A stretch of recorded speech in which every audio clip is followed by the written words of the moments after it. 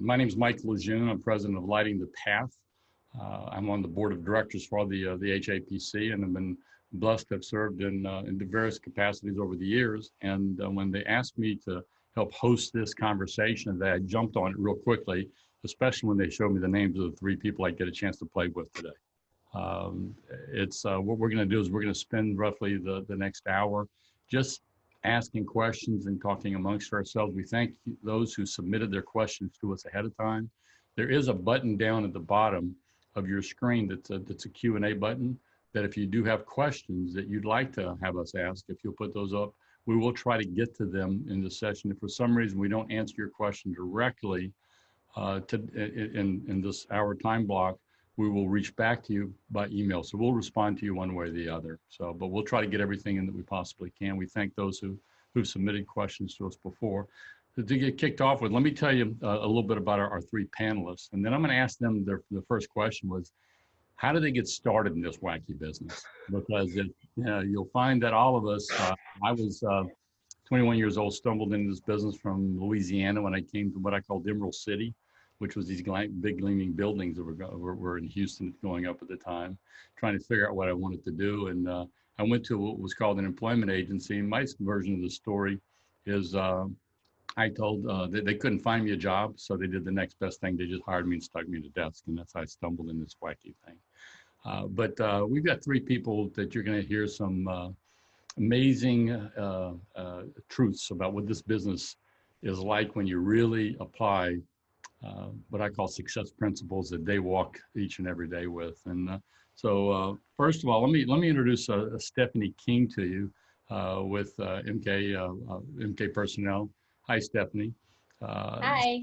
Stephanie actually started in different career paths before she got into recruiting. She worked with Arthur Andersen, one of the big four accounting firms.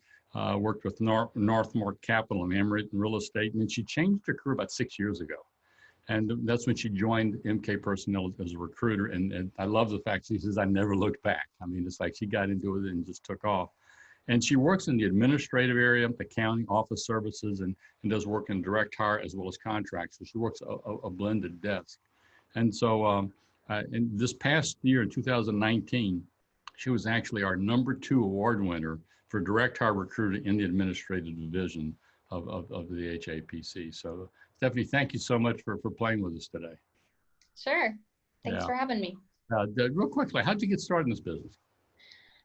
So I would say I just sort of fell into it. You know, I was in commercial real estate for 14 years. I had gotten my master's in that, and it was always fine. I liked it just fine. Never really had a passion for it, I guess. And I had been with Emirate, my last company, for 9 years, and I was, there were some changes internally, and I was just ready to try something new. But I really wasn't sure what. And actually, my next door neighbor was over for my daughter's birthday party, and she happened to be best friends with Alethea, who owns MK Personnel. And I was talking to her because she was a recruiter as well, saying, "Do you ever see any jobs?" I don't know, just talking about wanting to change jobs and if she might have some opportunities for me. And she said, "You should talk to my friend Alethea."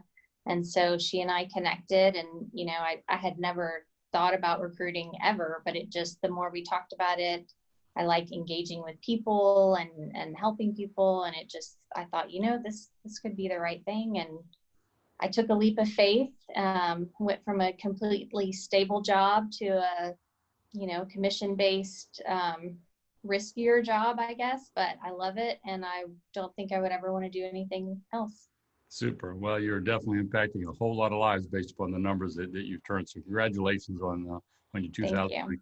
So Sarah Terry works with Burnett Staffing, the Burnett specialist. And what I love about her is that if you look at that, there's a word that comes into play, and it's the word consistency. And consistent, over her career with Burnett, and she has been one of the top producers in the Burnett organization, which has multiple branches, not only here in Houston, but Dallas, San Antonio, also. I mean, just really wide regions she brings in.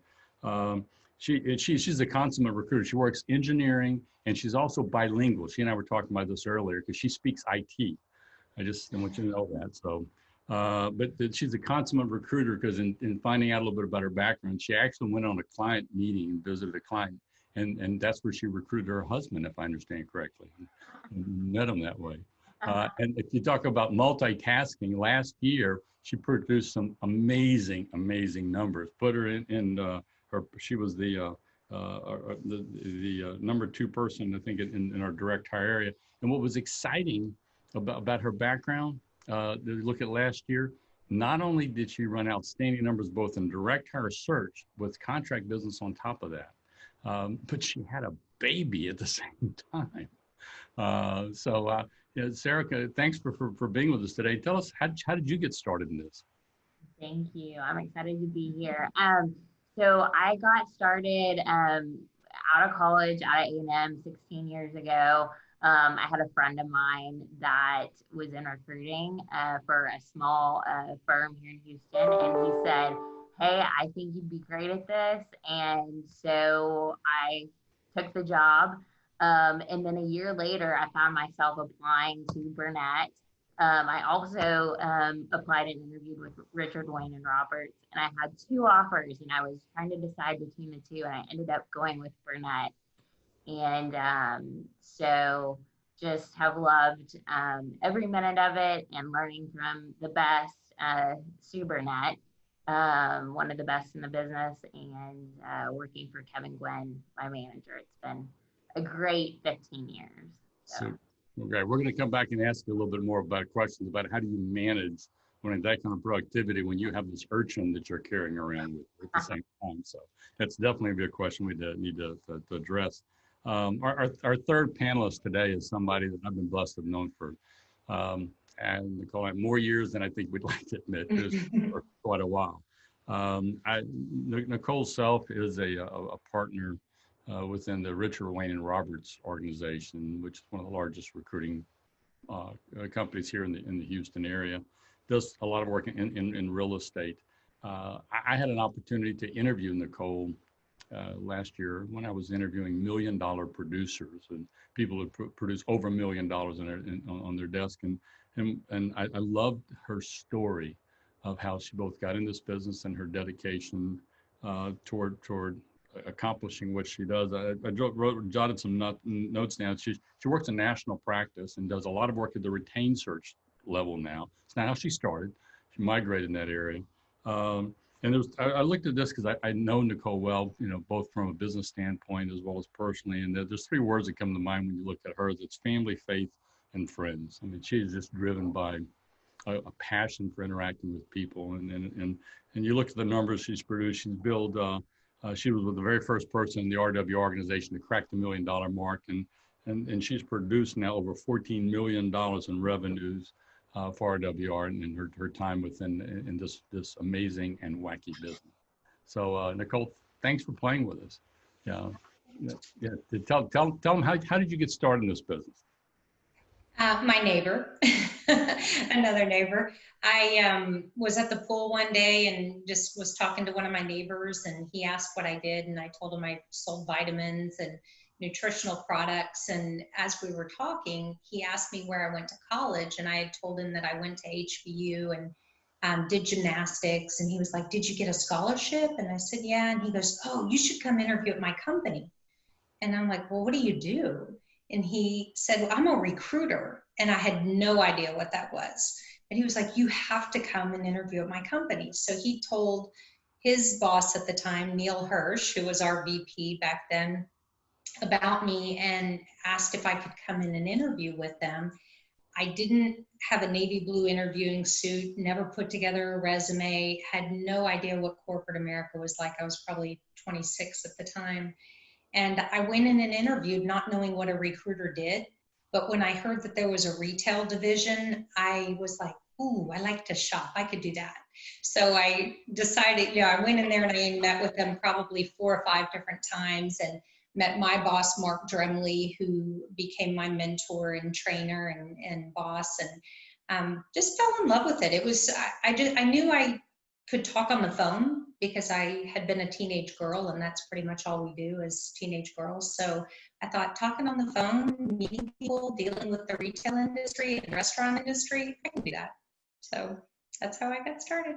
Super, super. Well, thank you. It's as you can tell, this after our three panelists, none of us went to college to be prepared to go into this business. We approached it from all kind of different reasons, and I love when you look at how they got started. I want to start with you, Stephanie, and I'm going to ask the same question to the three of you. Some of these will move around, but the first one is when you look back at 2019, look back over your shoulder last year. If you're going to pick the single business, single biggest contributor to your success in 2019, what would you pick? Oh gosh, that's kind of a tough question. I guess I would say probably picking up some new clients that really added a lot to my book of business. I am not a business development person by nature, so I find that I get most of my business from referrals. And as I've been in the business each year, I've been able to build on that and just sort of cumulatively. And I think that last year I got some new clients that, treated me well. Super. How about you, Sarah? I think that just trust. I feel like my clients, and one in particular, really trusted me to handle a lot of job orders that they had.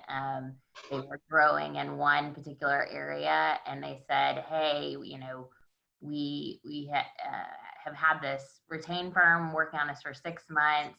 We haven't had any success. Could you give this a shot?" And it was like a big project of a lot of jobs. And honestly, a lot of those jobs I had never filled before. It was kind of a little bit, it was broadening my scope. But I feel like my clients trust, in this one in particular, trusted me to do what I said I was going to do, which was, fill their openings with the best talent I could find. So that makes sense. Yeah. How about you, Nicole? When you look at 2019, anything in particular that was a big driver that helped you to produce the numbers you did?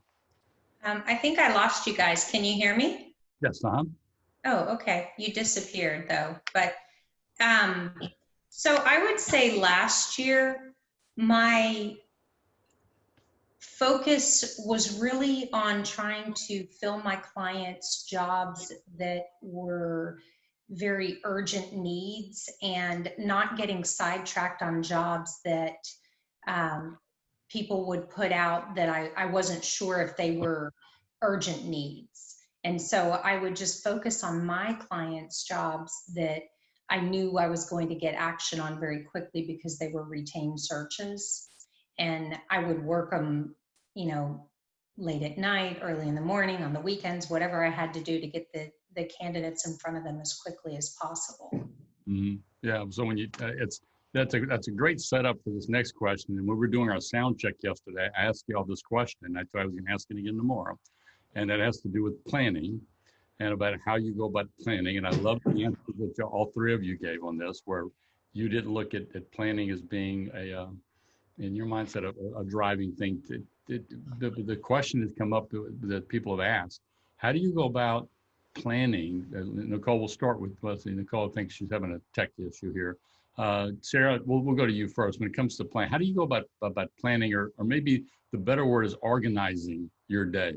Especially because last year you went to a totally new area, okay, a totally new, a new type of position. So you had to tool yourself up. So where did planning come into play? Yeah, so and I was given a lot of jobs at once, and so that can be overwhelming to some people. I love to be busy and like to have, I'm like, the more the better, right? But I would look at which jobs would bring in the most money, and then which ones also were going to fill the fastest to prioritize. And I feel like I'm constantly prioritizing just every day, what I'm going to be focusing on based off of those things, like what's going to bring in the most money, and then also what's going to fill the fastest. So. Mm-hmm. Yeah. How about you, Nicole? Because it's what I love about your story is that, I realize that a lot of people are working from home right now, not by choice. They went in that direction because of the COVID pandemic that we're wrestling with. But you've been a recruiter who has run your business in a work from home capacity. You also, while you were doing that, were homeschooling your children. So I know you didn't just wake up every day and say, oh, what am I going to do today? Yeah, and we're not homeschooling anymore. They went back to school, so that was a little bit of off my plate there. But I think for me, because I'm working retained, I know that my clients are counting on me to fill their jobs. So when I wake up and I get on the phone, I am immediately trying to find candidates for whatever jobs I need candidates for. And I don't stop until I get them enough candidates till they're ready to move into the interview process. And I limit the amount of jobs that I take, honestly, because I know what my bandwidth is.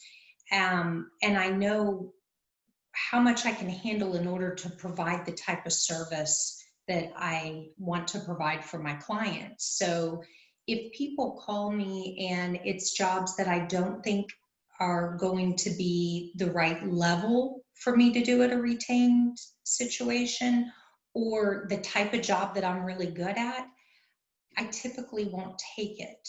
I really want to stay focused in my lane so that when I get jobs from my clients, I know exactly how to find those candidates and I can find them quickly, qualify them, and get them into the process with those companies as soon as possible. And that helps me to stay focused and not go off on tangents, because when I was earlier in the business, I can remember we have a pretty large team. Somebody would send out a new job and I'd go, oh, and I'd be like squirrel, and I'd be off trying to work that one. And then, oh, wait a second, there's one over here, and I was just all over the place instead of just zeroing in on what is most important right now for my clients. Mm-hmm. That makes sense. Now, Stephanie, you don't work a retained area. You work contingent, if I understand. Correct. So you work in an administrative area, administrative accounting, kind of in the corporate area, which has a lot of facets. How do you maintain your focus on a day-to-day basis? Because your day's got to be filled with squirrels.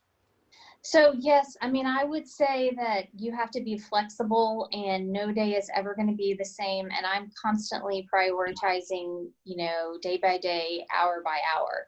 If I had an ideal way to plan my day, I would say I would like to come in and start interviewing right away and do back-to-back interviews and knock those out in the morning as much as possible.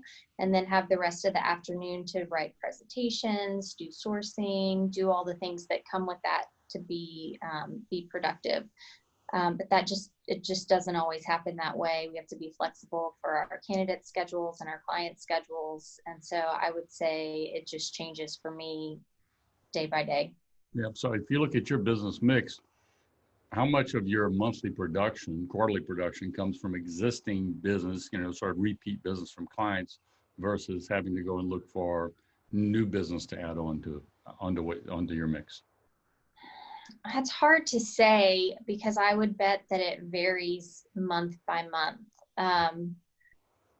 I mean, probably 60 to 70% are existing clients in our wheelhouse types of jobs that I have a pipeline for. And those are typically the jobs that I will focus on first when those are available, because they're easier to fill and faster to fill.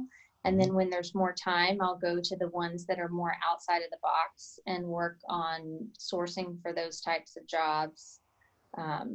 So I would say it's definitely a smaller percentage than our normal existing business.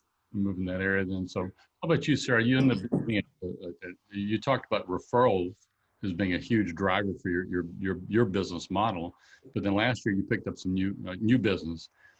How much that came from like pounding the phone, cold calling out there, their networking, versus something being referred into you? Most of my that big project that I mentioned, it came from a client that I had filled jobs with when she was at 2 or 3 other companies. So over, the last 8 to 10 years, this person has called me wherever she's been And so she moved on to a new role and called me and said, hey, I'm kind of cleaning house here on my recruiting team, and I have some hiring managers that need help ASAP. So can you help, with this? But what was the question though? Sorry. I have no idea. I didn't get it. No. My question was from a cold calling, going out there, pounding the phones, looking for. Yeah. So what I'm saying is, so that was like an old client, right? Who gave me a lot of business. And I do have, honestly, a lot of my business is old clients. But I did learn in 2015 when I was heavily into oil and gas service companies, that I had to diversify and constantly be thinking of new clients and new industries and stuff like that. I can't stay just in, one thing, because I might not have a lot of business if I put all my eggs in one basket. So yeah. That question came up from a couple of times as far as how much cold calling, prospecting you do, because I think the people who are watching today or will look down the road, they all want to be you. I mean, you guys are, hit the really high numbers. I mean, Nicole, you were #1 again for us as far as our in the awards program this year. And so the question is that how important, if you're advising somebody from a prospecting standpoint, cold calling, how effective is cold calling in today's? And I'm not talking about COVID time. We're going to talk about that in a second. But in today's marketplace or whatever, how much of a mix should that be? I think for me, I am constantly trying to, cold call for new clients. As I'm in the process of recruiting, I'm asking people, where have they been interviewing? If I hear of job openings, or if they tell me so-and-so left this company, I'll call into that company. Just during my recruiting process for jobs that I have open, as well as going online, seeing who's posting jobs. Sometimes I feel like I'm just making phone calls to make phone calls when I'm calling on jobs that I see posted. But what I know about the business is that the more your name gets in front of people, and the more they hear your name and see your name, the more likely you are to get referrals. So a lot of my business does come from clients that I've done business with. They'll tell somebody else about me, or somebody that is a sister company or within their organization. But they also will be having conversations with other people just about, people they know who are recruiters in the industry. And if my name comes up multiple times, and somebody hears it 3 or 4 different times, then they start to think, well, okay, she's the go-to for those types of positions. So I know that even if I'm just cold calling and they're just hearing my name on a voicemail, and then I'm following it up with an email or a LinkedIn message, I'm still marketing myself, even if I don't get a job from that particular 20 phone calls or 100 phone calls. It's still going to get my name out there in the industry. Yeah, it's an important aspect of it. And so it's a great lead into the question that was brought up was, what are you doing different now with today's COVID environment that is either the same or different than what you did last year? What adjustments have you had to make? Sarah, you want to start with you? Well, I'm seeing that clients only really want to pay fees for the best of the best. So I'm really just trying to make sure that the candidates I send over are the best. Mediocrity isn't going to cut it right now. And then also, I've seen lately, just especially in the last few weeks, I've been getting some offers that are lower than what I would expect. So I feel like companies are trying to, not offer that 15% increase or 20% increase. And so I'm doing a lot of selling opportunity to my candidates. So yeah, basically getting some lower offers. Yeah, have to make some adjustment and both go back and consult with the candidate and look at opportunity.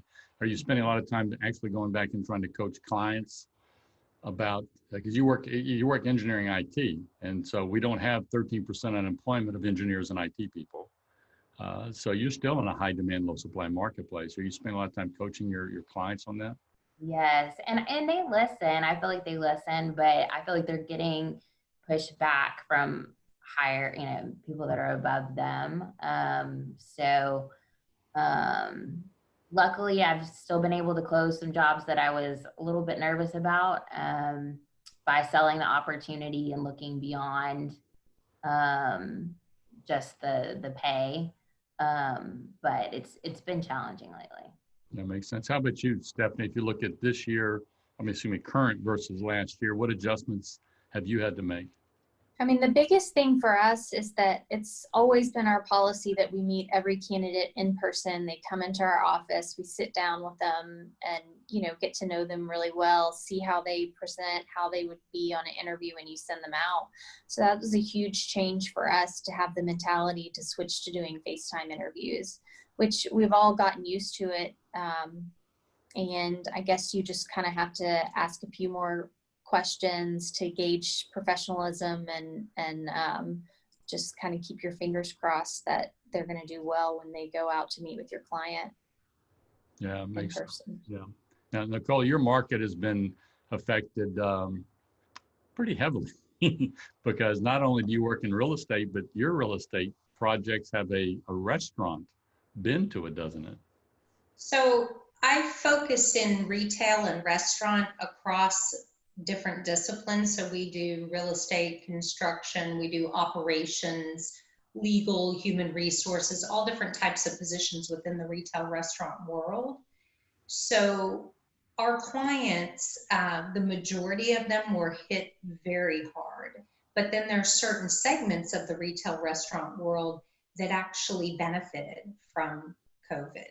So we've had to really kind of latch onto those, whether it's grocery or convenience store or specific big box retailers or different types of areas where they didn't have to close down. They were essential businesses.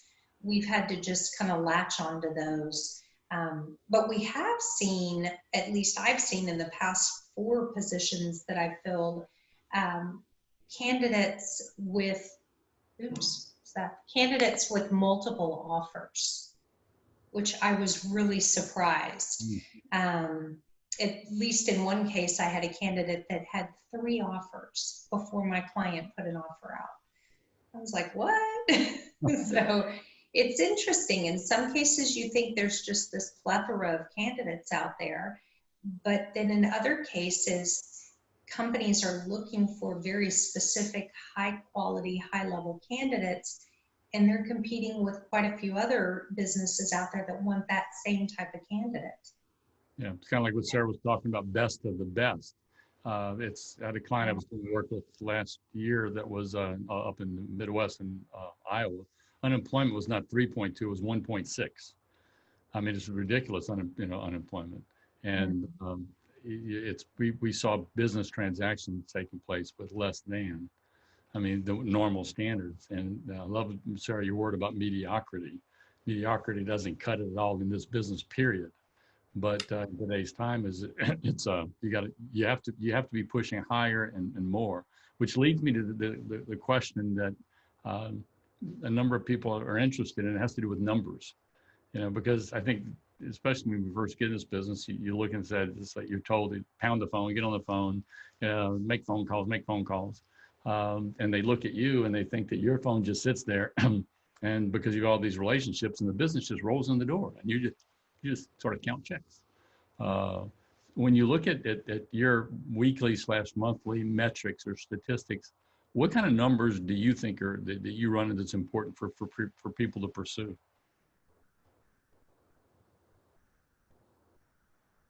Is that a question for me? Yeah, well, yeah. We'll start with you because the other 2 didn't go. I'll take that one. Well, this is a numbers game.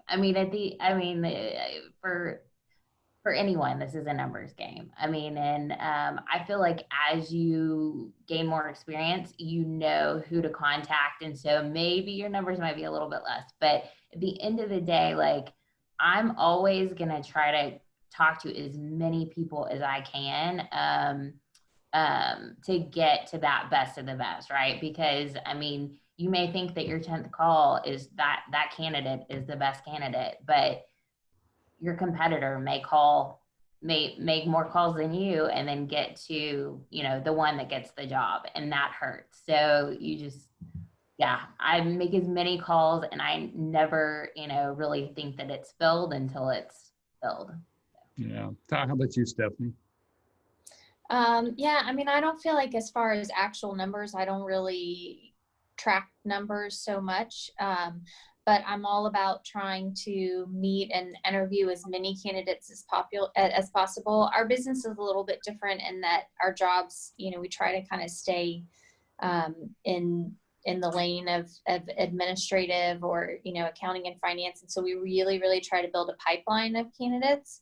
So especially when times are slow, all I'm doing is trying to interview as many candidates as I can, have them in my database. I mean, on a regular basis, I'm trying to do that as well, but especially when times are slow, I use that time to really build the pipeline so that then when we have the jobs, we have the candidates for them. Yeah, super. I love the number, Nicole, I love the topic of numbers, because I remember when you and I were talking a while back, I'd love for you to share. You were actually a gymnast, a nationally ranked gymnast before you got in this business.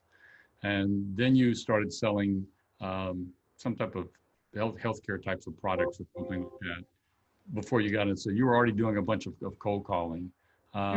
You had this really strong drive that you had at the beginning about the type of numbers that you expected of yourself that you think that people need to have.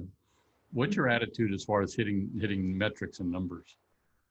So I think, like Sarah said, I try to call as many people as I can when I'm working on a search. I don't know that I track my numbers specifically, but I can tell you when I do a goal setting training with new people, I'll tell them that they should try to make 100 calls a day. And they look at me like, what? You know, but honestly, if you are new and all you're doing is cold calling and trying to find candidates to fill a job of somebody else's, and you're not having to spend time with the client on the phone or doing, you know, the write-ups or whatever the case might be, if all you're doing is calling and trying to find candidates, you should definitely be able to make 100 calls in a day. And that's what I did when I was new.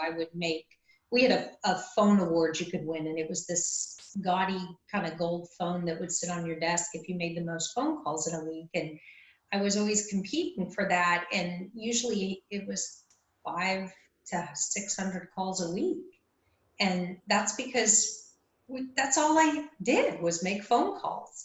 And, you know, we didn't get caught up in all these emails and LinkedIn messages because we didn't have the internet back then. This is old time. But we just made phone calls, and it works. And so when I get a new job, I will send out emails. I'll send out LinkedIn messages, but I'm literally on the phone. I bet I call 50, 60 people, at least 70 people in a day, just because that's my job, is to call and talk to people. And I may need to call, you know, 50, 60, 70, 100 people in order to get the phone calls back, to cull through those people and find the right individuals to submit on the job. Yeah, Nicole brings up a good topic, and that's looking at phone calls and technology, because it's, you know, in this business, it's not do I do this or this. Today, you have to do both. And so, Sarah, where does technology come into play as far as email, texting, and phone calls? What's anything that you've learned on how you manage your day and manage your own expectations productivity wise?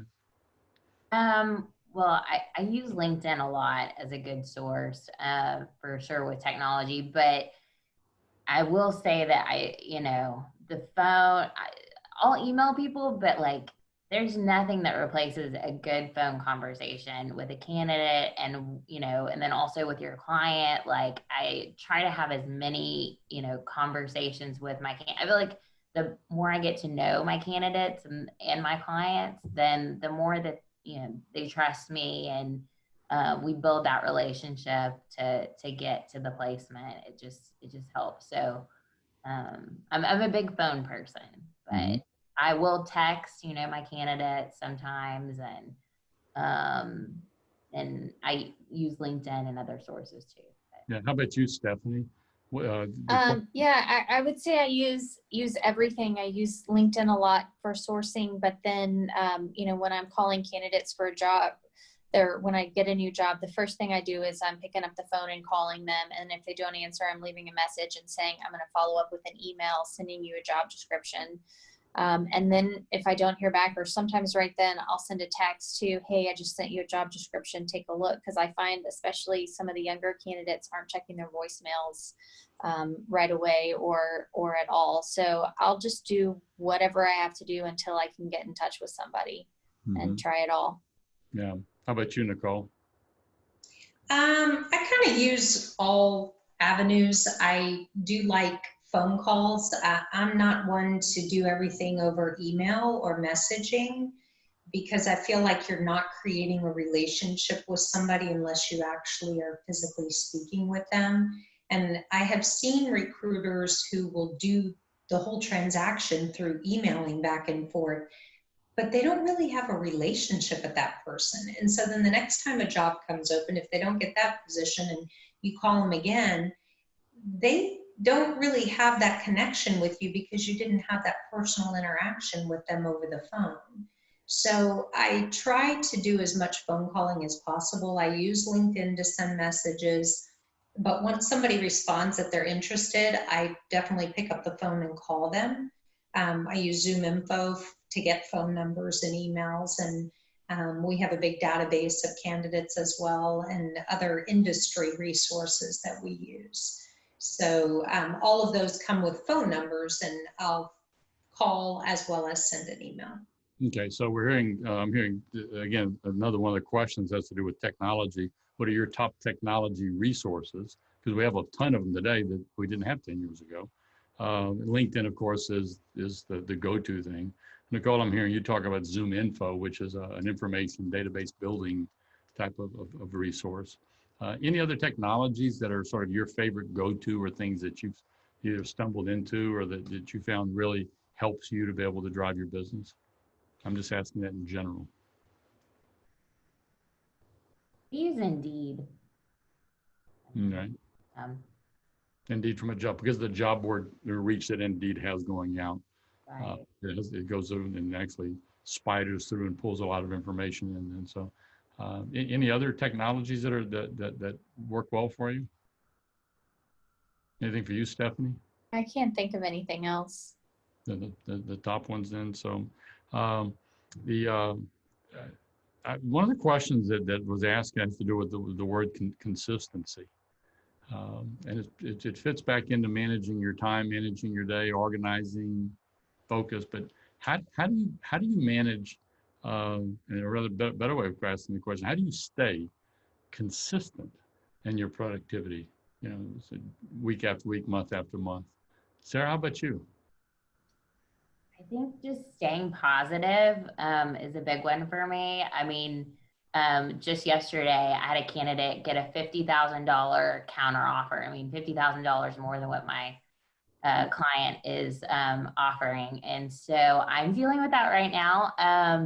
But I think I'm pretty optimistic, and, I'm going to deal with this situation and hopefully it works out. It's not dead yet. But if it doesn't work out, then, I still have the job and I'm going to fill it. And I just kind of stay positive and keep that optimistic attitude. And then I'm always like setting short-term, goals that I'm trying to reach. So I'm very goal oriented, and then just staying focused. I feel like I can pretty good at staying focused too. You'd have to if you're carrying around a 6-month-old urchin that's kind of stuck to your hip, what have you. How do you manage? How do you manage juggling this home life and baby life and career? So yeah, I have an 11-month-old and a 2-year-old, and so time during COVID has been pretty crazy with having two little ones, but you know, we make it work. I have a very supportive husband, and you know, we've made childcare arrangements, found a new daycare. I work at night if I need to. I'll source, you know, with my laptop in bed, whatever I have to do um, to make placements. So, and during some of the time, like my husband would work for a few hours, and then I would kind of take care of the kids, and then we'd switch off and I'd work. And so just really going with the flow. I'm sure everyone is learning more about going with the flow. Yeah, a little bit, a little flexibility with that. I think all three of you, there's a word that I would use that there's a cool intensity that you're able to put into your work and in your focus that it's very results driven.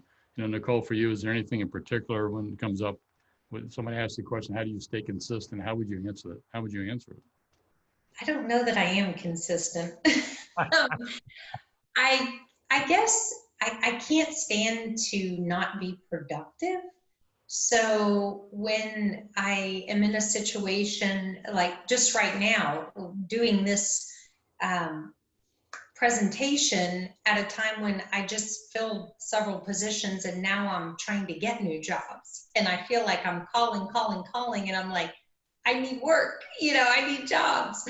And it doesn't feel consistent. But just working through those time periods when, you know, you're having to do the cold calling to get the jobs and not seeing the results yet. Like I'm having the client calls and I'm having the potential opportunities come up and sending out the fee letters and just waiting for the signed documents to come back and to take the intake calls and all of that.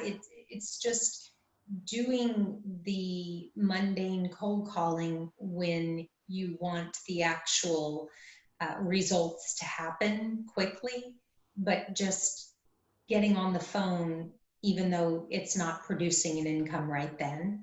Mm-hmm. I've had a lot of days where I've just cold call, trying to get business. And I know I'm not making any money doing that right now, but it will produce something down the road. So I just do it because I know the numbers work out.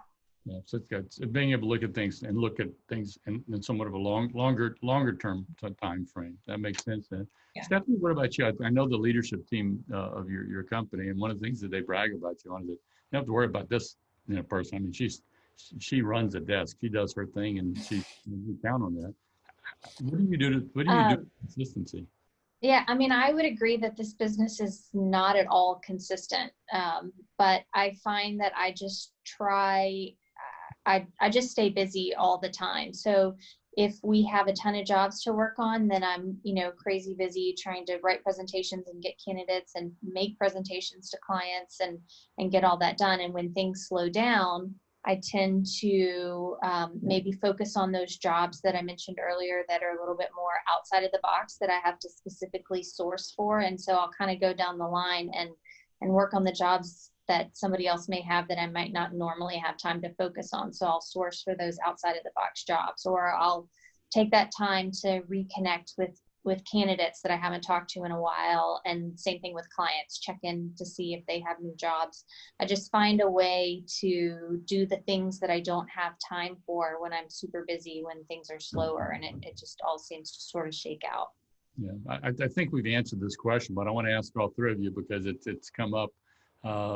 The question comes in, do you call or email more? And I just want to make sure we've chronicled what you've had to say. Stephanie, starting with you, do you call or email more? I mean, I do both. I would say I call first, I follow up with emails.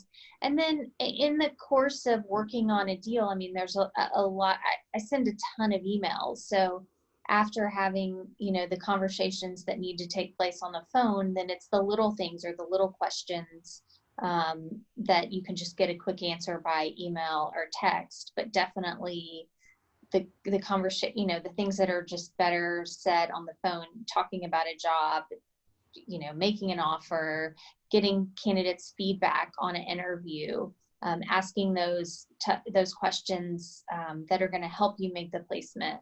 like? Do you have other offers pending? You know, which job do you like best? What's it going to take salary wise to accept an offer here? Those are the kind of things that you just can't really do in an email, and those need to be personal conversations. You betcha. Nicole, about you? Do you call or email more? I think you've answered that question, but I want to make sure. I think I just kind of ditto everything that she just said. The points that she was talking about are points of the deal that I think need to be had over the phone. And sometimes you can follow up with emails, but as far as just searching for candidates and when I get a new job, I'm calling. I will send out email blasts and I'll send out LinkedIn messages and all of that. But when it comes to presenting the job to somebody, that's by phone. I love it. That. Sarah, do you have a different answer to that, Sarah? No, I agree with both of what they're saying. Yeah, so exactly. Phone calls for sure. The reason I loop back around this with all the training and stuff that I do, and I'm blessed now not only do it nationally, but actually internationally. But it's just the questions always asked by people going, in today's time, do I use technology to reach out? It's hard to get people on the telephone. I love the fact that you're saying it's a personal business, it's a connection business. It's a contact business that's driven. Technology helps us with that. Question that came in just a little while ago had to do with as we interact with candidates that we've actually successfully placed. So out of curiosity, how often do you keep up with those people that you've actually placed and put to work? Stephanie, you know, in the time you've been in this business, how often do you come back to the people you've already placed? I mean, well, I can tell you that yesterday I placed a candidate who I'd placed several years ago. So that's my favorite, to get a double or even a triple placement out of one person.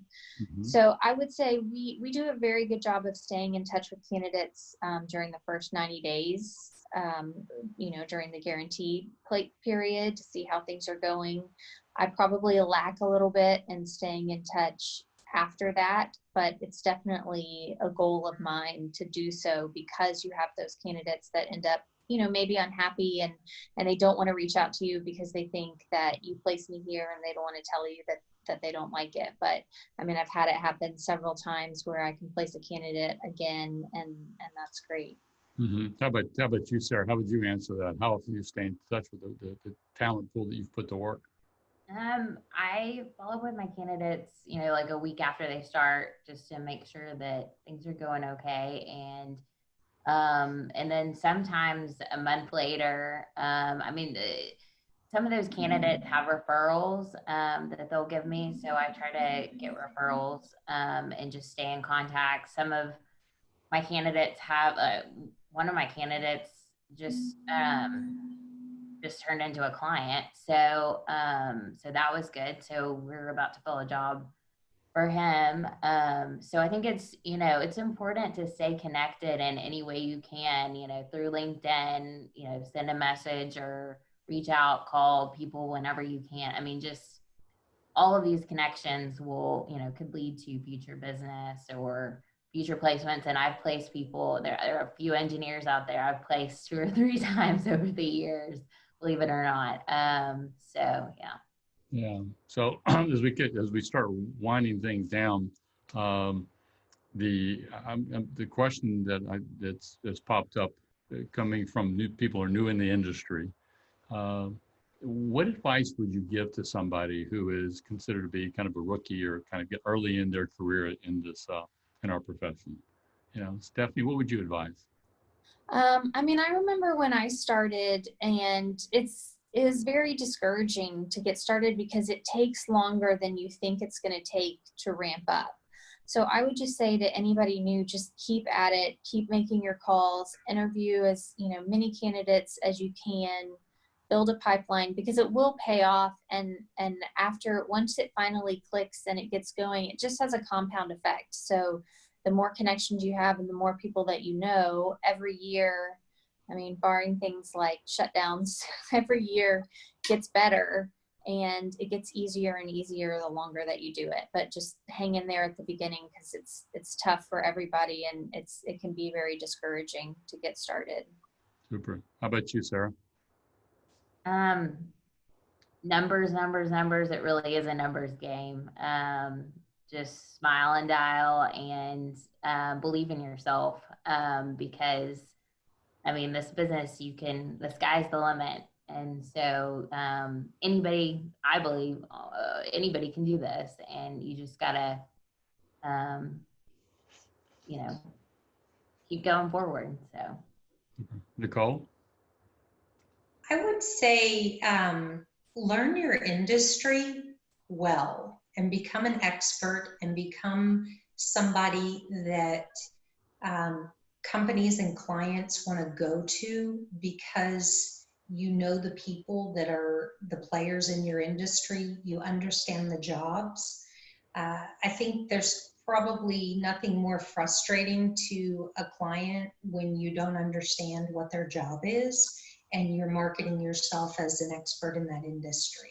And I have taken jobs before where I'm like, okay, you're going to have to explain this to me, but I understand the company and the structure of the organization, and I may need to learn that particular job. But I think for a new person, spend your first, 6 months to a year working on the jobs of the recruiters in your group that are the most successful, and learn from them. What do these kind of people really do?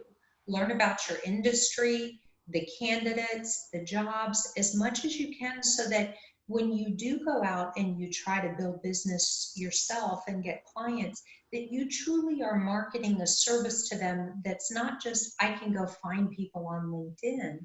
It's, I understand the industry.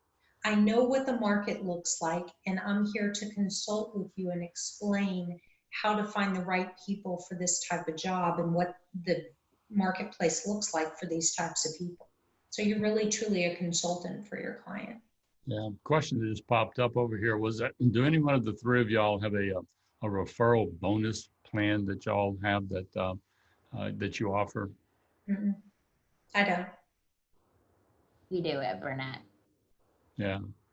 Yeah. Do you mind sharing what that is, or how? I mean, what would somebody have to do? Or It's based off of, so we tell all of our candidates, even in our LinkedIn messages at the bottom, we'll mention the referral bonus, if they hear of anybody that would be a fit for the job. But it's based off of the total fee, and I can't remember the exact numbers, but we have a scale. So the higher the fee, the higher the total fee, the higher the bonus. got it. Okay. Stephanie, do y'all have any kind of referral bonus plan for your I talent? think we do, and I think that we can offer something, but I have never done it. Yeah. So I don't think we use it too much. No. So super.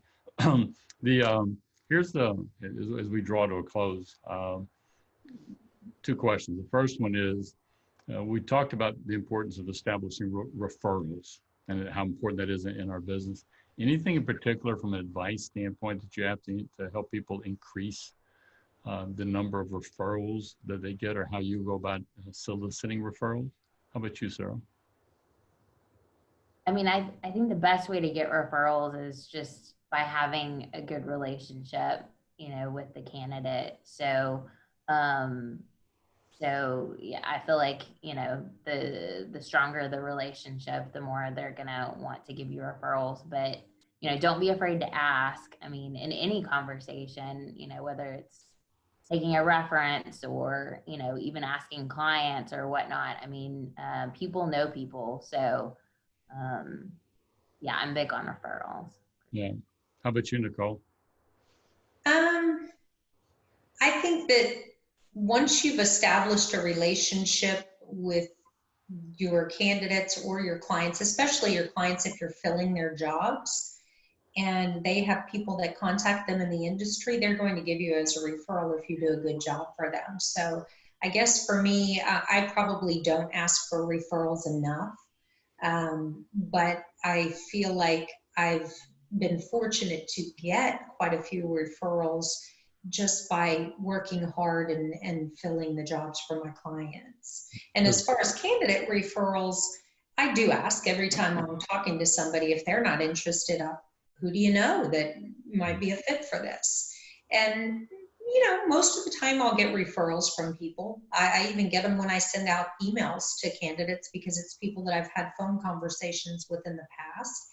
And they'll send me 4 or 5 referrals at a time sometimes, just because they know that when they refer somebody that I'm actually going to call them and treat them with respect and in a professional way. Yeah, it's that trust factor that all three of you have talked about as far as earning that trust that we could from building a relationship. Last question, because I'm watching the clock, so we can wrap this thing up on time. Stephanie, we'll start with you on this. When you look in today's marketplace, what advice would you give to somebody that you've learned that comes from both your head and your heart? What advice would you give to somebody to move through this period of time and go through this challenge that we're dealing with? My advice would just be to be as good of a resource as you can be for your candidates and your clients. I would say the number one thing I do to provide good service to my clients is that I have a really fast response time.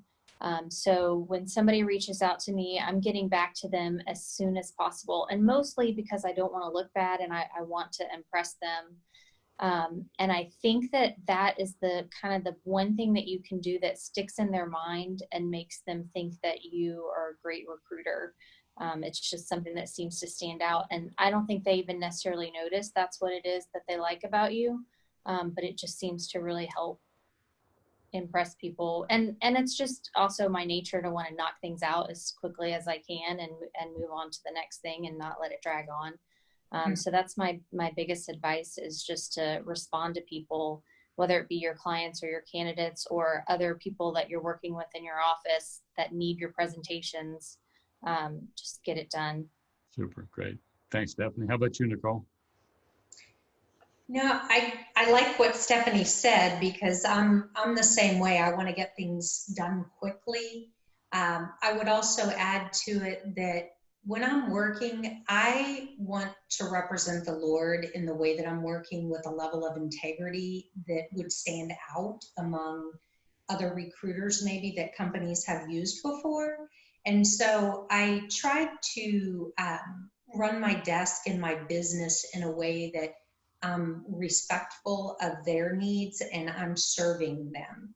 So when I do that, if I'm working hard and I'm putting forth the effort and I'm serving my clients and giving them what they need, I feel like that comes back to me in the future, or either future business or referrals in the long term. Great. Thank you, Nicole. So I'm going to give you the last word. Well, Sue Burnett has always told us, treat others the way that you would want to be treated. And I think that pertains to just anyone in this world. But, your candidates, your clients, with response times, with filling jobs, with doing what you're saying you're going to do, following through. So just always kind of keeping that mindset, I think that is super important. Super. Great. Well, I want to thank all three of you for sharing so much of your journey, with the transparency and the way your head and your heart works. What anybody who's listening to this today is going to learn a couple of things. One is this business it's a simple business. It's just not easy. And it centers around being able to serve others. And for me, there's 3 anchor posts that all of you brought in. The message that I got out of this from listening to you talk is you're such an amazing example of the power of work ethic, the power of technique, and the power of mindset. You put those 3 things together and you move mountains. So I want to thank you very much on behalf of the HAAPC for giving so much of your time and your heart and your talent. And we thank all of you all for joining us. If you look at your calendars, I'm actually going to be hosting an owner-manager town hall on July the 9th. You'll see some information coming from either from me or from HAAPC on this subject. It's for any owner managers. We're going to collect and just talk about what we're dealing with right now, and kind of an open forum type of thing. And then following that, 2 weeks later, is I'm going to be doing a webinar specifically on recruiting techniques and strategies during turbulent times. So look out for that also. So it's great playing with you guys today. Thank you, ladies. It's been a blast. I've enjoyed this a great deal. I had fun. So y'all have a great day. Thank you. Bye. All right. Bye.